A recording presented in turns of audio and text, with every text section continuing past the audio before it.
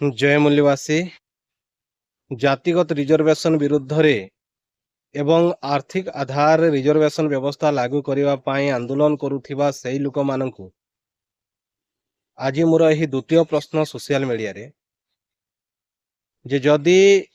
नेता मंत्री विधायक हेले आर्थिक स्वच्छल आसिले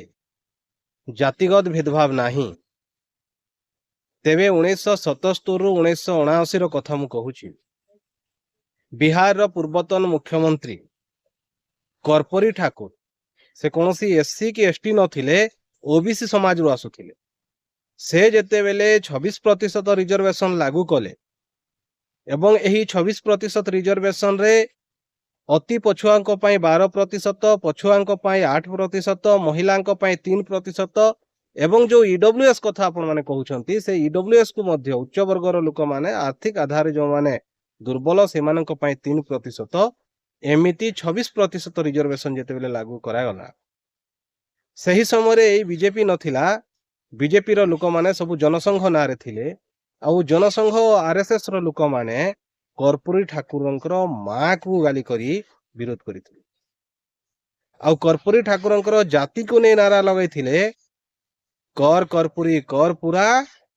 छोड़ गद्दी धर अस्पुरा अर्थात कर्पूरी ठाकुर नाई समाज रो लोक थिले तेणु तुमर काम हाथ रे रिजर्व धरिबा कलम धरी निष्पत्ति नेबार नाही एई भली जाति को नै विरोध करिथिबा लोक आजी कहउछंती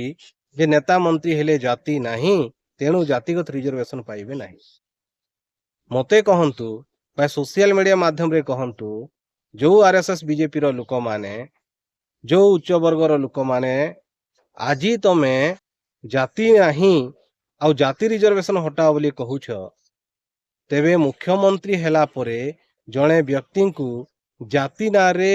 विरोध करिबा जातिगत व्यवसाय को नहीं विरोध करिबा जातिगत भेदभाव कि नहीं जदि जातिगत भेदभाव तेबे जाति रिजर्वेशन हटिबार आवश्यकता कहीं कहंतु उत्तर दियंतु सोशल मीडिया रे देखंतु समस्ते कह